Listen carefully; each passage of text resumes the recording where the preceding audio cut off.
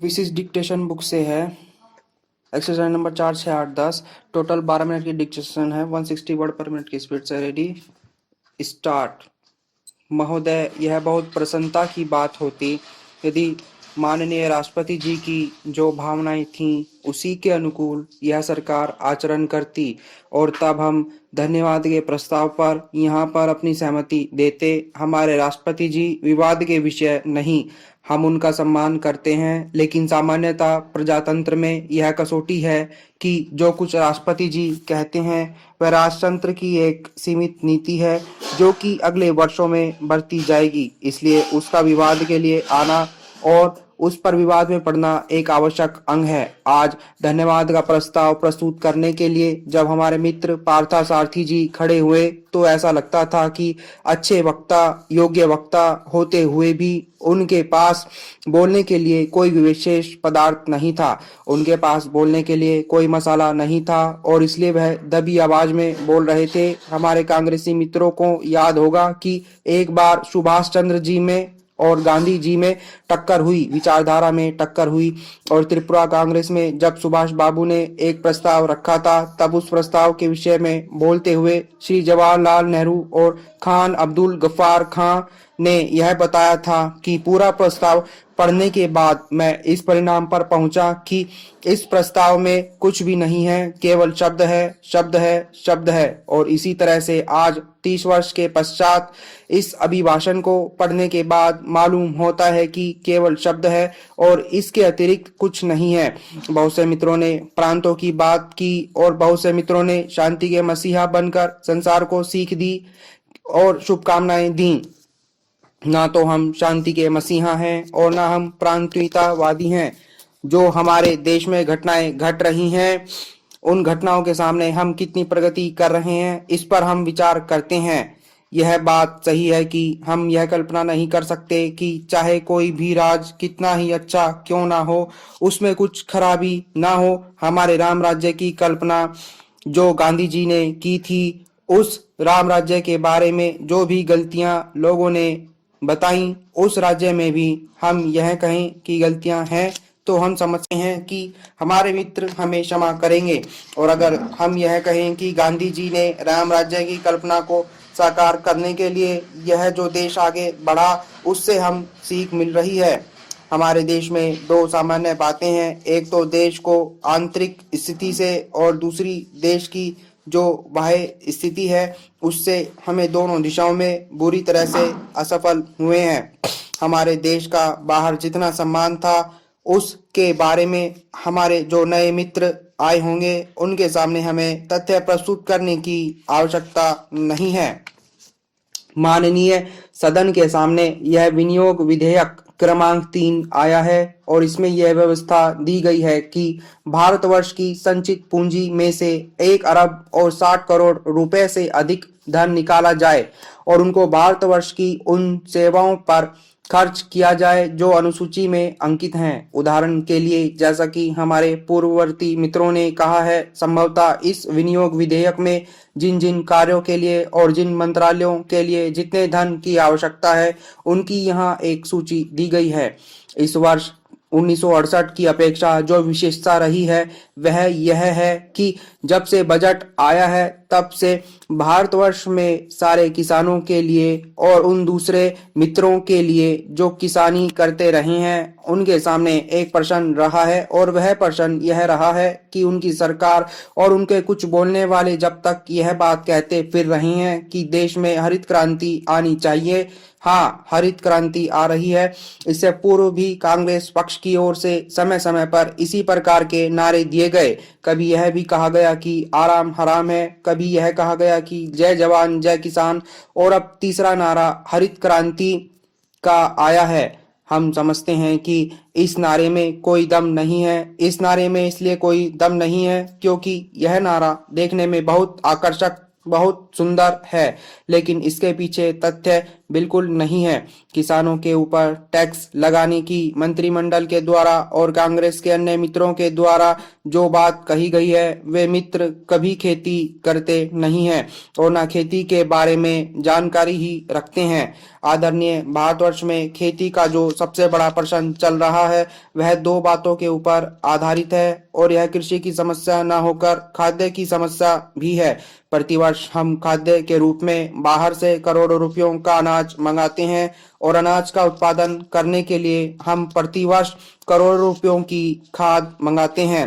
कांग्रेस सरकार की तरफ से गत 20 वर्षों में हमारे सामने बार बार कहा गया है, यह बात दोहराई गई है कि अब भारतवर्ष में हम बहुत जल्दी खाद्य के मामले में आत्मनिर्भर हो जाएंगे। हमको खाद्य की चिंता नहीं करनी चाहिए, लेकिन कांग्रेसी मित्रों ने जितने जोर जोर से यह कहा कि हम खाद्य की समस्या सुलझा रहे हैं, उतनी ही खाद्य की समस्या उलझती गई है।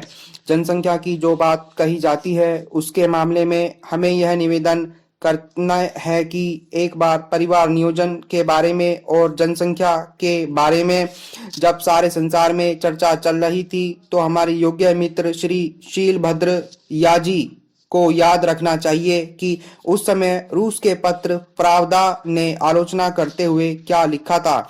उसने लिखा था कि हमारे सामने यह समस्या नहीं है महोदय, शहरी लोगों को जिनके पास खेती नहीं होती है उनको सालाना 3,000 की आमदनी तक कोई टैक्स नहीं देना पड़ता, मगर किसानों को इस तरह की कोई छूट नहीं दी गई है। अगर किसानों को 500 रुपये सालाना आमदनी होती है तो भी उन्हें उस पर भूमि राजस्व देना पड़ता है। उनको शहर वालों की तरह टैक्स में किसी तरह की सहूलियत नहीं दी जाती है। तो यह जो अन्याय और विषमता की बात है उसको दूर किया जाना चाहिए। देहात के आदमियों को भी शहर के आदमियों के समान भूमि राजस्व में छूट दी जानी चाहिए। कुछ लोग इसके बारे में अब कहते हैं कि शहर वाले लोगों को म्यूनिसिपल टैक्स देना पड़ता है, वैसा देहातियों को नहीं देना पड़ता। लेकिन उनका ऐसा कहना गलत है, क्योंकि गांवों का जो किसान है, मजदूर है, कारीगर है या कोई भी छोटे से छोटा गृहस्थ है, उसको ग्राम पंचायत टैक्स देहातों में देना ही पड़ता है।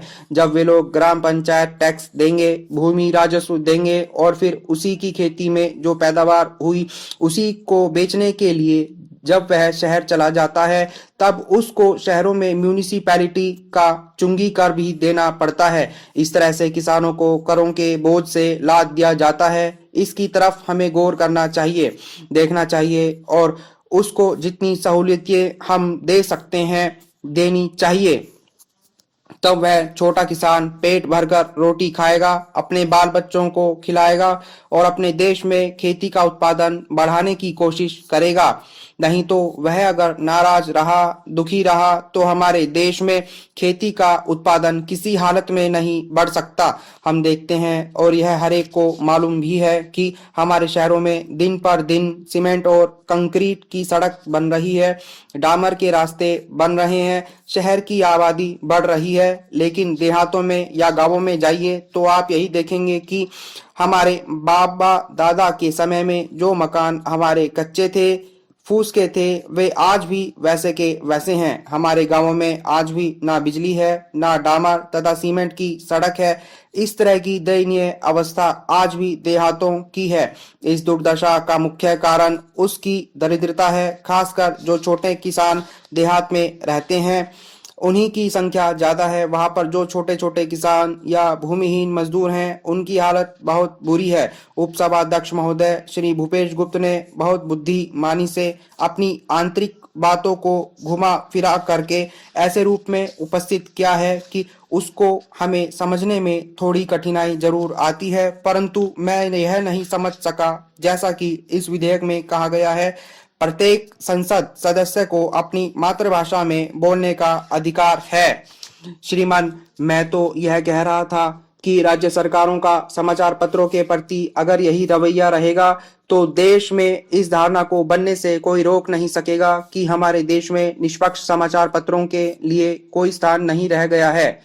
वित्त मंत्री के जिस वक्तव्य का मैंने उल्लेख किया, यह जो सज्जन अभी व्यवस्था का प्रश्न उठा रहे थे, मैं उनसे माफी चाहूंगा कि वे पड़ोस के देखने का कष्ट करें और इस प्रकार के व्यवस्था के प्रश्नों को उठाएं।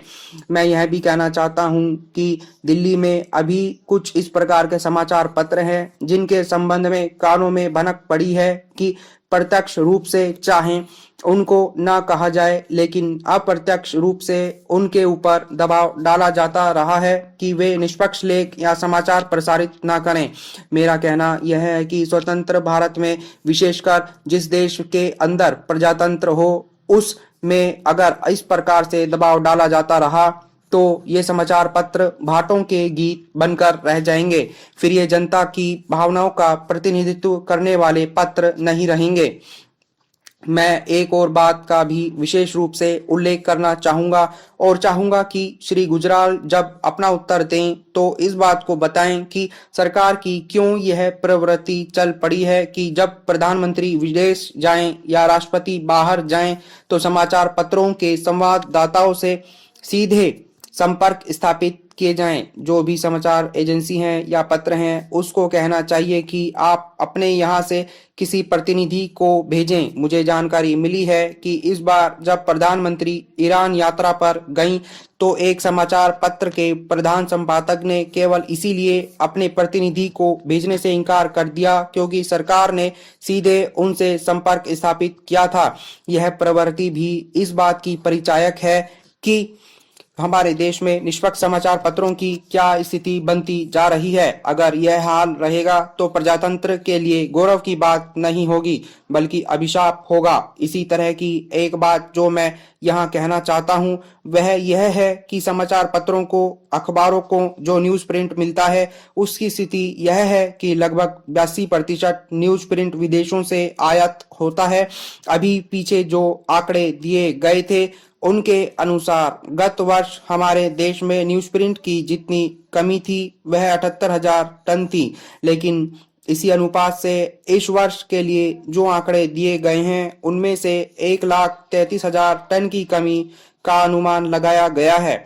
मैं जो विशेष रूप से बात कहना चाहता हूं वह यह है कि जो बाहर से न्यूज प्रिंट का आयात होता है राज्य व्यापार निगम द्वारा होता है। राज्य व्यापार निगम को जब पिछले वर्ष इस बात का आभास हो गया था कि न्यूज प्रिंट की यह स्थिति होने वाली है तो राज्य व्यापार निगम ने आयात क्यों नहीं किया।